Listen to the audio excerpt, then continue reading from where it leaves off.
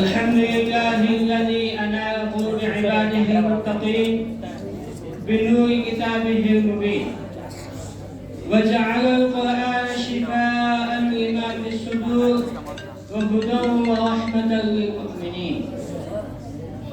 والصلاة والسلام على خاتم الأنبياء وأشرف المرسلين وسيدنا نبينا محمد صلى الله عليه وسلم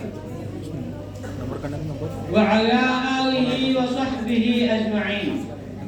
أما بعد، فأعوذ بالله من الشيطان الرجيم. بسم الله الرحمن الرحيم. إن الذين كفروا من أهل الكتاب والمشركين في نار جهنم خالدين فيها أولئك هم شر البرية. إن الذين آمنوا وعملوا الصالحات أولئك هم خير البرية. صدق الله العظيم. وقال النبي صلى الله عليه وسلم: من تشبه بقوم فهو منهم، أو كما قال عليه الصلاة والسلام. حضرة رئيس الحفل الموقر وسادة الأعزاء وزملائي في القصور، إني أريد أن ألقي بين أيديكم خطبة عربية يسيرة سهلة حول موضوع التشبه بالكفار في هذا المجلس المبارك، فأرجو من الحاضرين المستمعين جميعا أن يلتفتوا إلي وشجعوني على عمل هذا. يا إخواني بالله، إن الله تبارك وتعالى جعل الإيمان بالله أفضل من كل شيء في العالم، وجعل الكفر بالله أفضل من كل شيء. لذلك الرجال الذين آمنوا وعملوا الصالحات هم الذين يحبهم الله تعالى ويدخلهم في جنات تجري من تحتها الأنهار، والذين كفروا بالله وارتكبوا كثيرا من الذنوب والمعاصي هم الذين سيعاقبهم الله الجليل القهار في الدنيا والآخرة. هم شر البرية والشرار خلق الله تعالى. لذلك قال في القرآن الكريم والفرقان الحميد: أعوذ بالله من الشيطان الرجيم. بسم الله الرحمن الرحيم. إن الذين كفروا من أهل الكتاب والمشركين في نار جهنم خالدين فيها أولئك هم شر البرية. إن الذين آمنوا وعملوا الصالحات أولئك هم خير البرية.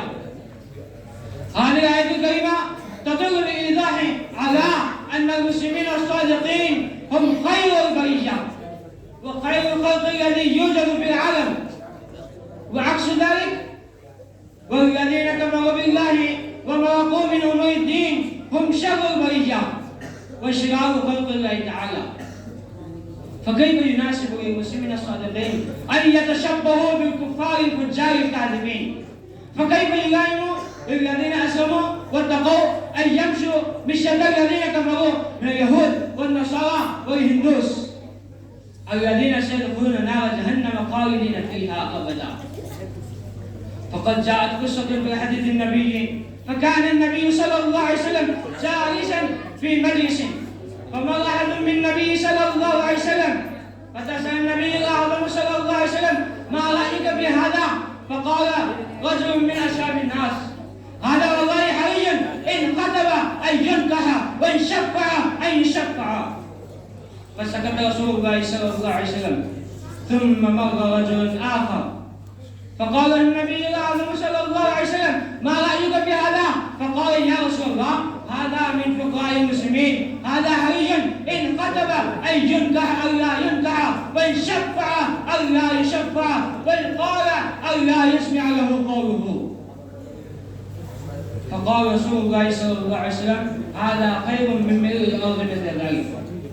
أصدقائي، هذا الحديث دليل واضح وبرهان ساطع على فضل المسلم الصادق على الكافر الفاجر، وهذا الحديث يدل على علو مقام المسلم الصادق ورفع درجته عند الله تعالى وعند الناس هم الآخرون.